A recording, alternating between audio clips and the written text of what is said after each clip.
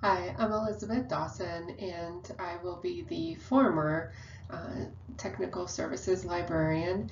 And I wanted to give some training material for the acquisitions part of my job. So that's what this PowerPoint is. And each slide will have audio that you can choose to listen to or not. And we'll also have links and videos. This is the contents page, so you can quickly access the slide that interests you regarding the topic that you maybe in the future, after watching the first time, will need to follow up with. So each one is the topic and the slide number. Our budget codes have four sections to them: the campus, the type of purchase, the department, and then the budget line item. So I gave examples for each one, and then we can go into more detail later on in the slide. So I will have a video for you to access about how to use self-service. It's what our campuses use to track our budget spending, and you will use that with your own spreadsheet. We do a lot with AWC purchasing, and especially with questions around requisitions and their invoices and documentation. Or if you have other questions regarding any purchases, you can reach out to AWC purchasing.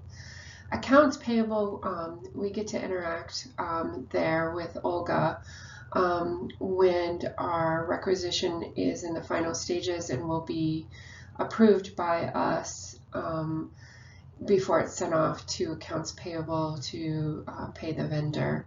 Accounts payable also works with us on our blanket purchase order for Midwest. I have put everything that's in gray on here, also our links to training materials that will help you for the procedures guides and training modules and P-card forms and procedures. And then the P-card, anything that we have questions about or want to interact, we can reach out to P-card access at azwestern.edu, and that's Sandra who's in charge of that. Axiom is what the campus use the software for, on an annual basis to decide what each department gets in budget and for each item, line item. And then each year we go in and we request adjustments. So this year, fiscal year 25, for next year, fiscal year 26, we're going to ask them to move over the funding for CERC Dynex from our operational services of 5210 to our technology software of 5435. Those kinds of adjustments on an annual basis for our budget, we can make an Axiom. And there's training that you can get by reaching out to Juliana and asking her for that. So for each vendor that we make purchases from, you'll decide if you're going to use a requisition or a P card that's issued to you. Our P cards have limits of $1,000, so that's something else you will consider. If it's under $1,000 and you can use a P card, that's probably your best choice. And then with everything that you purchase, whether you receive an invoice or a receipt, you always want to attach that. Any emails that you've had, documentation about the vendor or the product, you want to also include that. Our fiscal year starts July 1st, it goes through June 30th. So July 1st is a big time for us for starting a lot of those requisitions for that new fiscal year. So I've linked an organizing document that I created to help myself, and maybe that will help you or something similar to it. I've also put on here 3 video links, one for how to place a requisition in self-service, and then using the JP Morgan Smart Data, which is what the campus uses. I've included their website, but I've also included videos on how to reconcile and then submit that monthly report, what that looks like. And those are 2 more additional videos that are in here. And then I've included a link to if a temporary purchase of a P-card item that is over $1,000, but that vendor doesn't accept requisitions. So there's a form you can fill out and request that. On the previous slide, I gave you some training materials on P-cards. I do want to point out that we cannot use service fees. If you do get someone that wants to charge you a service fee and it's small and the vendor is the best choice, you can send an email to AWC Purchasing. They'll most likely allow you then to ask the VP for permission. We have a few purchase areas that we need special permission, and we have a couple of extra jumps to make those successful purchases. The next slide goes through tech purchases, and then this one is on food and furniture. So I've linked up a memo that goes to the VP of Learning to ask permission to purchase certain food items for student engagement, kind of outreach activities. And then there's guidelines from Sodexo, which is our campus food provider, on what we can purchase off campus. And those food purchases all go to 5241. And then if you have any questions that you need answers for, Sharon Register on campus is your person, both for the food and the furniture. All of our furniture purchases happen through Arizona Furnishings, and right now Jimmy is our contact. And then anytime, again, you have documentation with Sharon or quotes from Jimmy, anything like that, that all needs to be accounted for. Furniture can be a little bit tricky about which account code, so you'll need to ask AWC Purchasing to confirm which one is the correct one. So tech purchases include both software and supplies, so anything from headphones or a game that you're downloading in a meta. And so you would email tech purchases. Urel runs that for us right now, though that could change in the future. And again, you're going to keep documentation. A lot of times we involve the service desk especially with if it's the best product for what we're looking for or the best software, we will probably ask for input. Sal right now is our IT rep. It's best to start with service desk and his own personal email. That will always be successful. And then we want to always include Wendy, who's our information services librarian, in the process. And she can help us also kind of coordinate between multiple departments. So libraries are tax exempt for purchases like books, and you will have vendors that request a tax exempt form. So whenever you're starting a new relationship with a vendor, make sure you check to see what the tax exempt status is, if they need a copy of our form. If they do, you can reach out to Renee for that. Sometimes we have vendors that don't charge us tax but should have. And so when purchasing is going through our purchases, especially for the P cards, it won't happen with requisitions, but it will probably happen with P cards, and they see that we didn't get charged tax or high enough tax, they will make up for that. And you will see that in self-service as a charge, and it will say P card tax use. And then usually it's pretty obvious what it's for, but if you have any questions, you can follow up with AWC Purchasing. So before our fiscal year starts in July, we will submit a standardized list of vendors, and these are vendors that will spend more than $10,000 worth. So any vendor, even if it's a combined use, so for EBSCO, we have several different products we use, although most of those in themselves run over $10,000. But any combined spending with one vendor qualifies for this $10,000 that will go to the board in May for their approval. It's important to get that to them by the beginning of May when they meet, so it's not left last minute for June, and then it's very difficult in July. You're kind of too late at that point, and you're going to be running late. In self-service, when you do requisitions, it is fantastic. It will automatically get the approvers who need to be on that requisition. It will automatically assign them based on the money amount.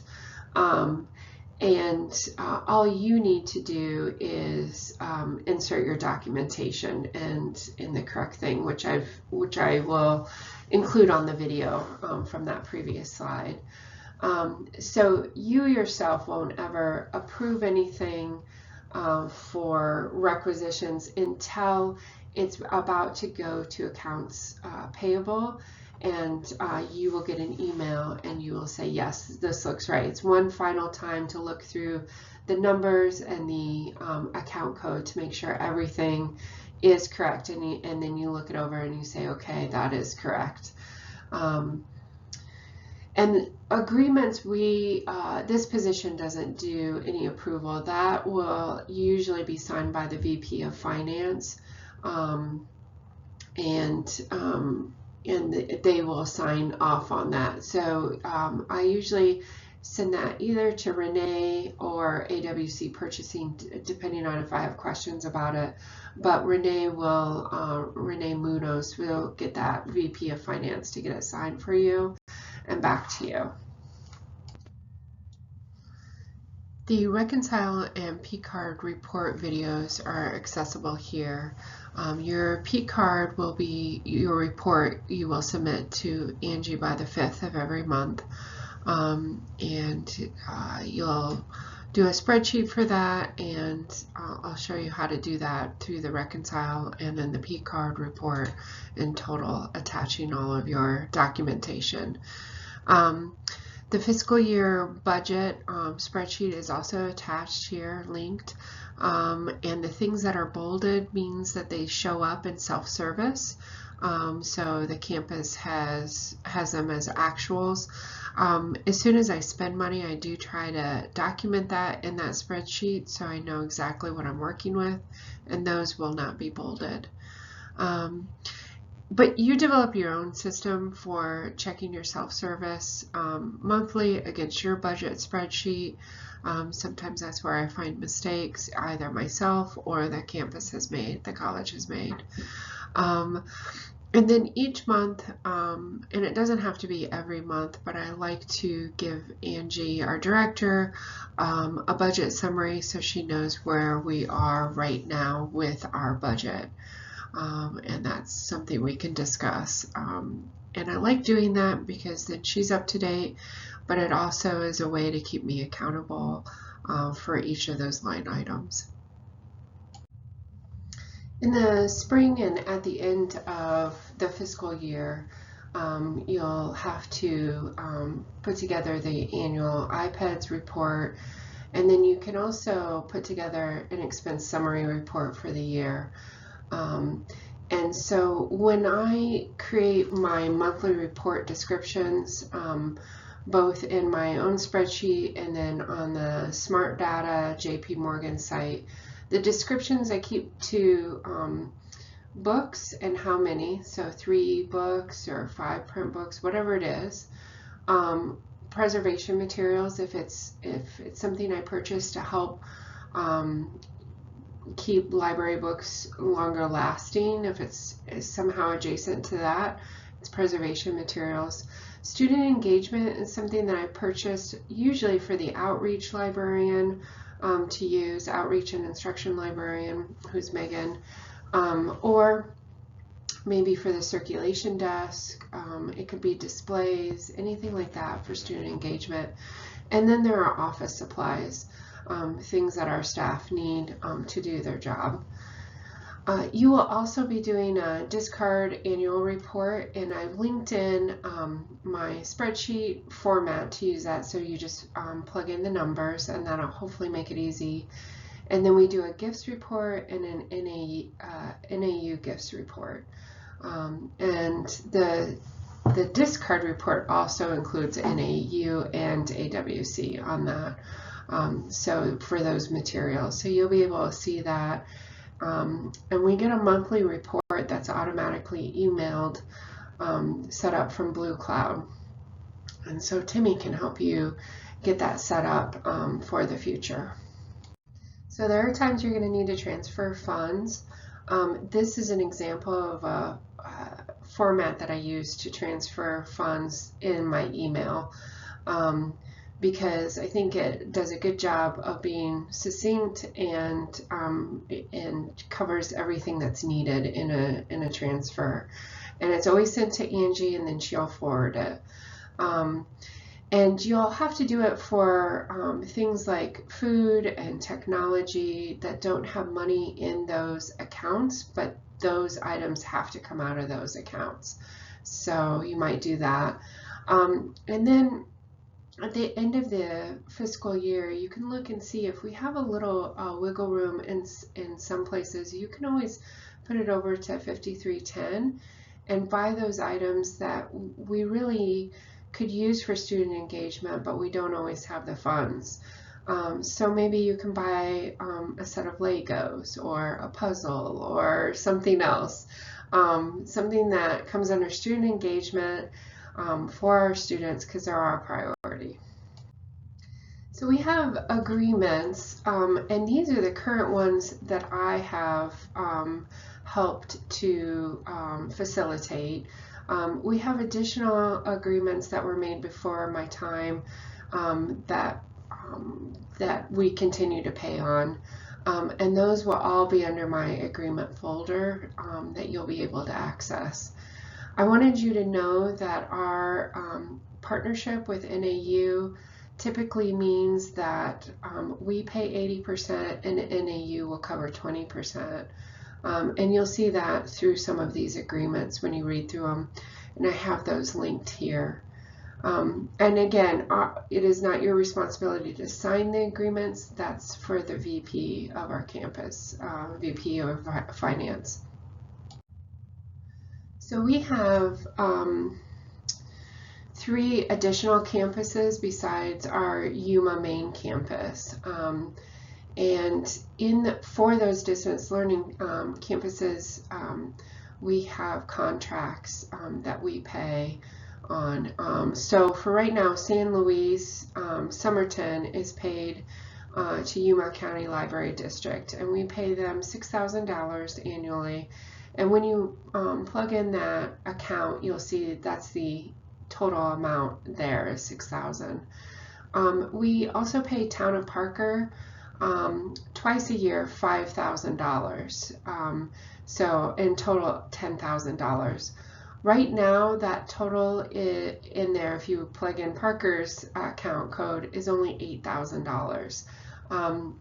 So Angie goes and gets the $2,000 from a contact that she has, or we have to find it in another part of our budget. So that's something to keep in mind. Our distance learning librarian is Timmy, and she will travel to those campuses, San Luis, Somerton, Parker, and Welton. And even though we don't have a contract for Welton, Timmy will work with faculty there. And she will also work to purchase books for those campuses, and she has a P card, and so that will be her responsibility. I'm going to cover that detail in the books slide later on. We have a discretionary fund that originated from a grant that the library received. You will have to ask Angie to request access for your login on self-service. I believe we have something like $108,000 in there. I believe that's what Angie told me. Yeah, contact Anthony if you're wanting to spend money out of there. He can assist with that. But the budget code typically runs the same, just instead of 2101, it's 2111. At the beginning of the fiscal year, I have been estimating how many hours we think we want our part-time to work, and so this is for the professional staff, the reference staff, and how I estimated those numbers. And it changed because the pay went up. So there might be adjustments that you have to consider each year, and you want to estimate what your budget is and how much you propose or estimate that you're going to use.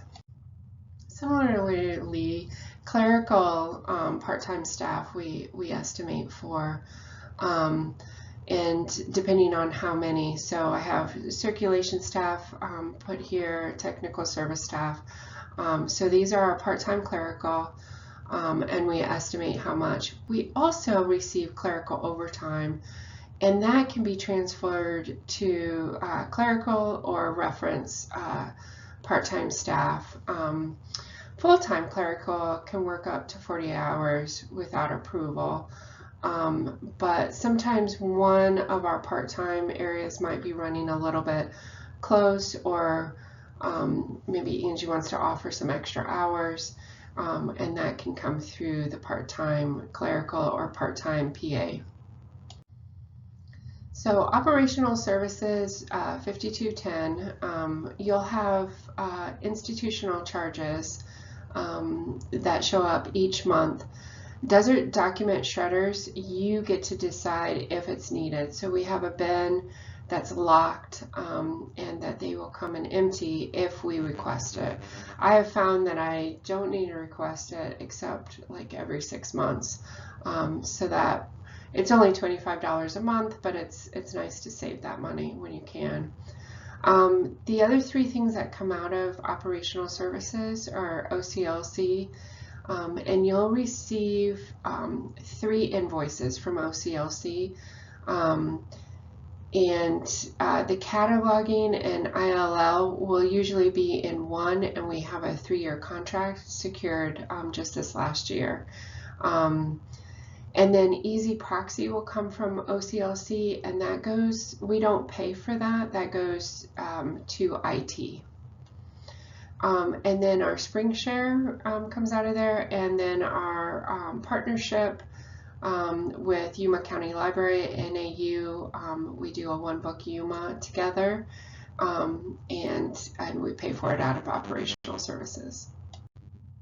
So printing, anyone can take things to printing and have it billed to 5230, and then that will show up monthly. We tend not to use all of it. It's never been very close, so that's available.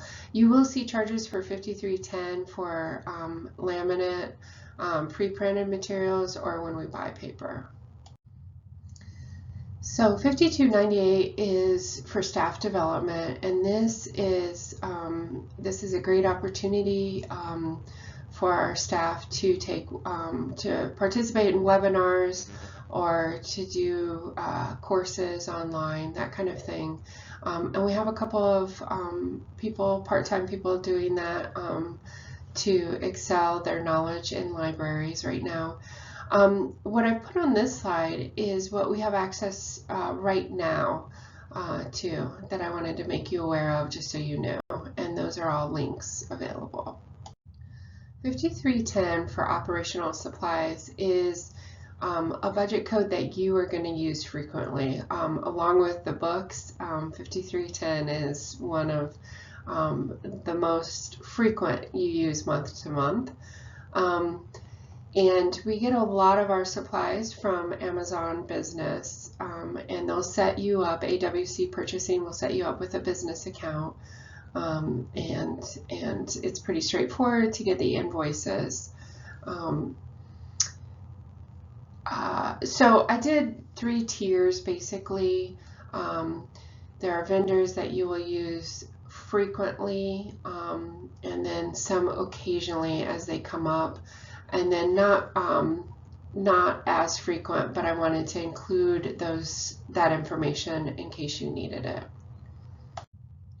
So for $53.94 promotional items, I work with our outreach and instruction librarian, Megan, because these are things that she's going to hand out to students when she sets out outreach around campus.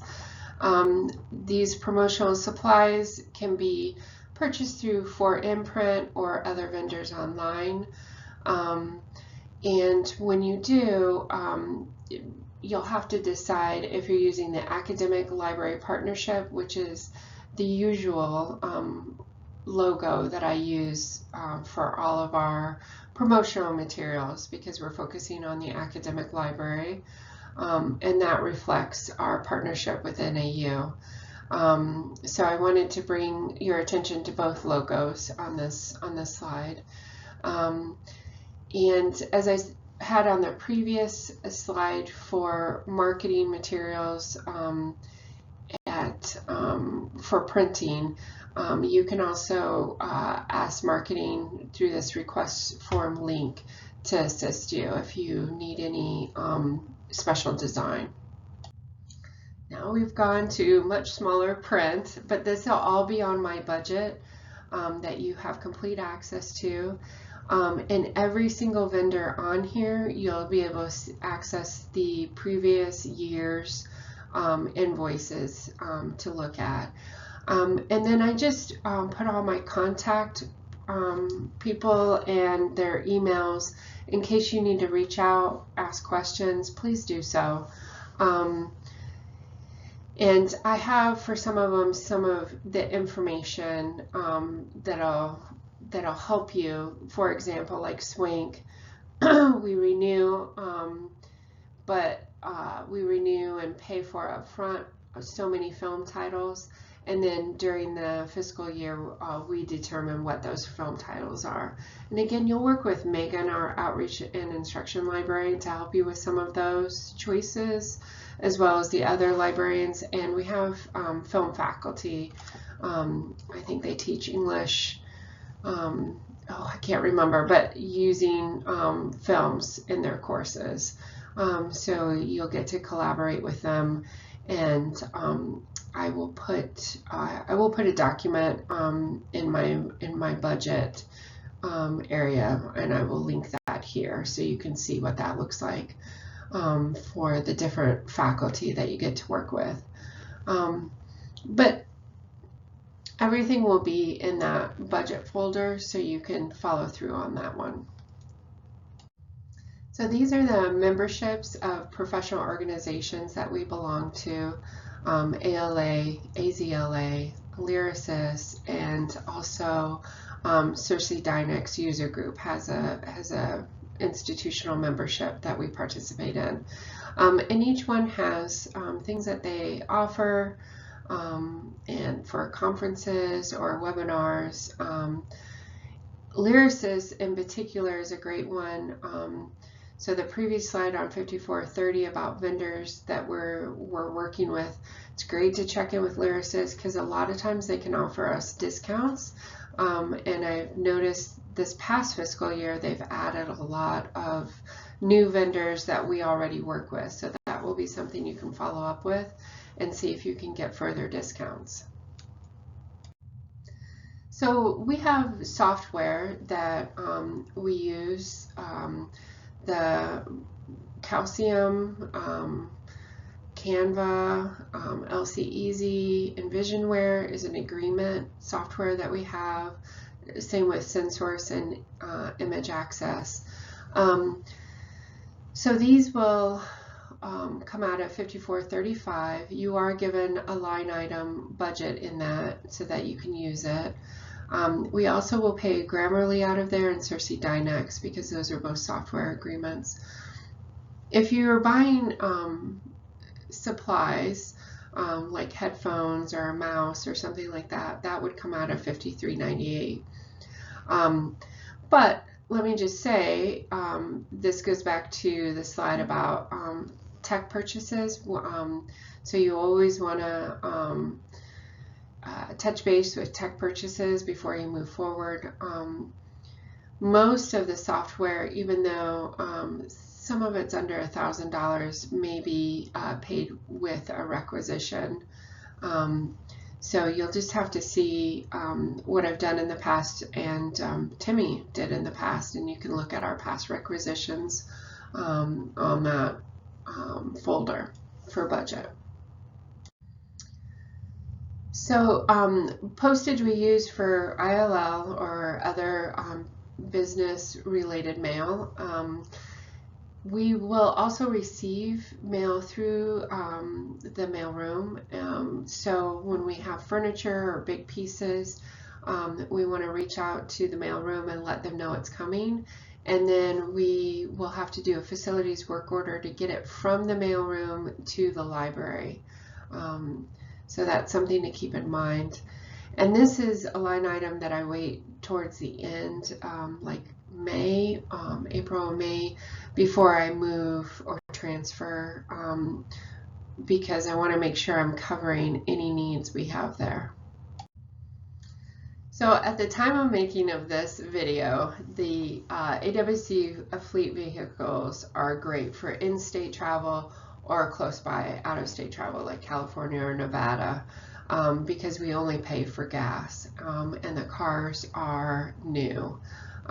So they're easy to drive, reliable, and they don't cost us very much money.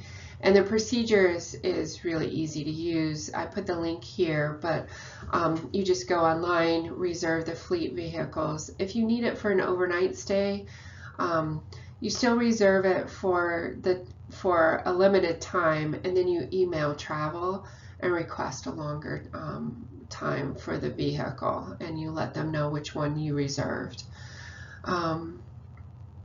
So for travel, I have a link here for the travel request workbook, and Angie, the director of the library, has a travel P card that can be used to help prepay some expenses if she's going to be there in person.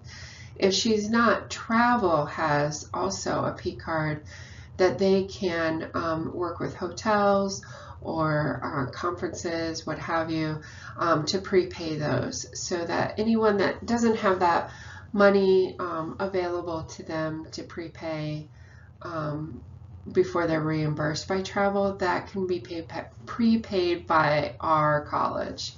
And then once travel is done, a claim workbook would be submitted. And so 5810 is in state and 5820 is out of state. All right, the best part are the books. And so you will use for campus information 10 for Yuma, where Timmy is going to use 40, 50, or 60 depending on which campus she's purchasing for. And then because it's the capital fund, you'll use 6,000 rather than all zeros. The Resource Center is for pre-K to middle school books.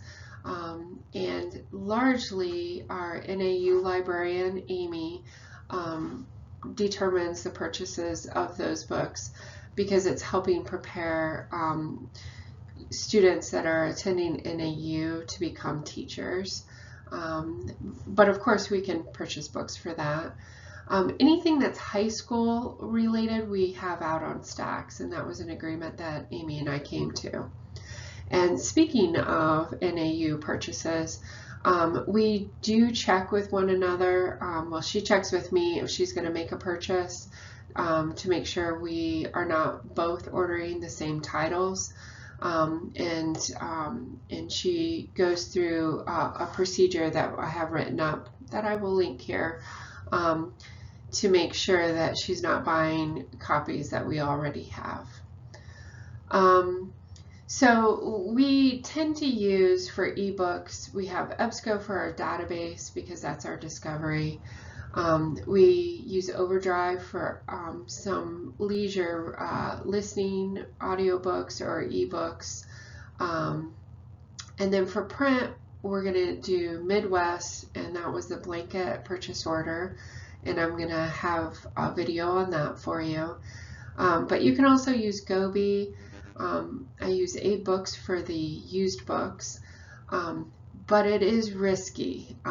We have gotten some great books from them, some signed copies, and then sometimes they arrive and they're terrible. So in terrible shape, even though they say good shape, they have stamps all over them or that kind of thing. And then I use Amazon to buy books if I have had a request and somebody's waiting on the book. And I do that because Midwest is not always timely. Gobi can be timely, but it's very academic, and so I sometimes can't find the title through Gobi. So you kind of have to play around and you'll figure out what works and what doesn't for you. Donations that you receive, you can assess if you think they're quality. If they're in bad shape right away, you can go ahead and dispose of them. But typically what I do for donations is look at whose area it falls under and pass those donations on to them, because they can analyze and decide. It's really that librarian's choice whether we keep it or not, because they know that area the best. Okay, so everything in red here is a video that will be linked. The gray are links for you for some directions and to the Midwest website for easy access. So this is just showing you how to use Midwest and downloading the MARC records, so immediately students can see what is on order for Midwest or Gobi. And then I wanted to share how to do the DDA deposits on EBSCO, and then for the turnaways on EBSCO, how you can follow up with that. So I have a few videos on this slide. So you will have this PowerPoint and you can look at individual slides as needed and have those links and videos as needed. You'll have that contents page. But remember, if anything is confusing, I've left something out, please go ahead and contact someone on the campus that can help you. People have been really helpful to me, really friendly. I asked a ton of questions while I've been here. There are some trainings available on campus, and those will come through your email.